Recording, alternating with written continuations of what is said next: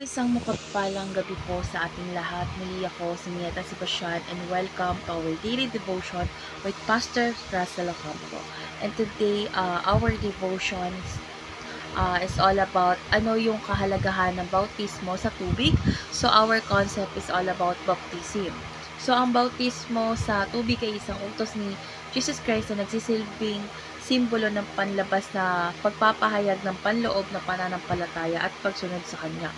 So, ipinapakita nito ang pagkakakilanlan ng mananampalataya sa kamatayan, paglilibing at muling pagkabuhay ni Kristo at ang kanilang deklarasyon ng pagsisisi at bagong buhay sa Kanya. So, our Bible reading is all about Romans chapter 6, verse 3 and 4. O hindi ba ninyo nalalaman na tayong lahat na nabautismuhan kay Kristo Jesus ay nabautismuhan sa Kanyang kamatayan? Kaya tayo inilibing na kalakip niya sa pamamagitan ng bautismo patungo sa kamatayan upang kung paano si Kristo ay binuhay mula sa mga patay sa pamamagitan ng kawalatian ng Ama, tayo rin ay mamumuhay sa panibagong buhay. So, meron additional readings dyan. Una dito is yung Matthew chapter 3 verse 13 to 17, Matthew chapter 28 verse 18 to 20, John chapter 3 verse 5, Acts chapter 2 verse 38, Acts chapter 8 verse 12, Acts chapter 36 verse Acts chapter 8 verse 12, 36 and 38, chapter 9 verse 18, chapter 10 verse 47 to 48, chapter 16 verse 14 to 15, chapter 16 verse 31 to 33, Acts chapter 19 verse 4 to 5, Titus chapter 3 verse 5, 1 Peter chapter 3 verse 21, Colossians chapter 2 verse 12, Mark chapter 8 verse 38, Matthew chapter 10 verse 32 to 33, Romans chapter 1 verse 16, and 2 Timothy chapter 1 verse 8. So, tungkol saan nga ba itong Romans chapter 3 to 4? So, ito ay nagpapakita na ang bautismo ay isang simbolo ng ating pagkakakilanlan kay Kristo.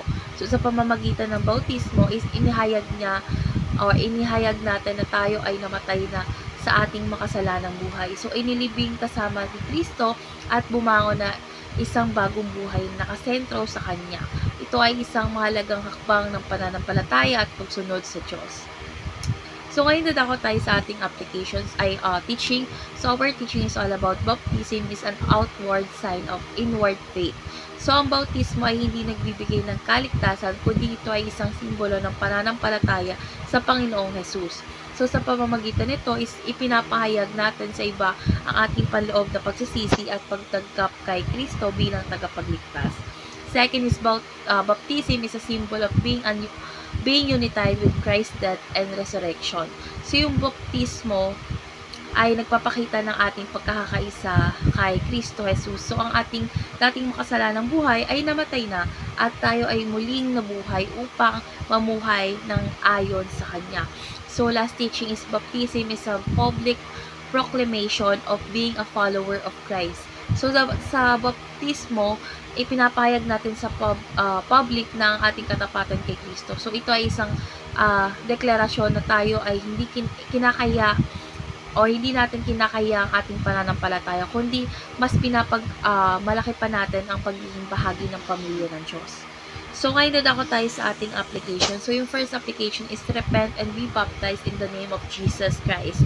So, kung hindi ka pa nababaptismuhan, magsisi tayo at tanggapin si Jesus bilang tagapagligtas at sumunod sa kanyang utos na mabaptismuhan.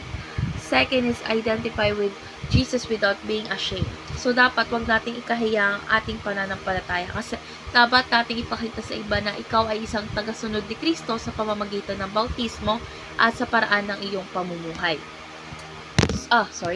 So, last application is proclaim Jesus and be proud of Him in public. So, ang bautismo ay isang paraan ng pagpapahayag ng ating pagmamalaki kay Jesus Christ. So, dapat wag tayong matakot o mahiya sa pagiging bahagi ng Kanyang kaharian. So, ngayon nga, dadako na tayo sa ating last part, which is our discussion. And our discussion takas about why should followers of Christ be baptized. So, yung mga tagasunod ni Kristo is dapat mabautismuhan dahil ito ay isang utos mula kay Jesus. Matatagpuan to sa Matthew chapter 28 verse 18 to 20. So, pinapakita nito ang ating pagsunod, pananampalataya at pagpapakumbaba sa Diyos. So, ang bautismo ay hindi lamang isang ritual, ito ay isang paraan upang maipahayag ang ating pagkakaisa kay Kristo Jesus at ang ating relasyon at desisyon na mamuhay para sa Kanya. So, let's pray po. Lord God, salamat sa iyong bautismo bilang simbolo ng aming pananampalataya at pagkakaisa kay Kristo. Turuan mo po kami na huwag ikahiya ang aming pananampalataya at ipahayag ang aming pagsunod sa iyo ng buong tapang. Naway ang aming buhay ay maging patunay ng pagbabago at biyaya na nagmumula sa iyo. Sa pangalan ni Jesus.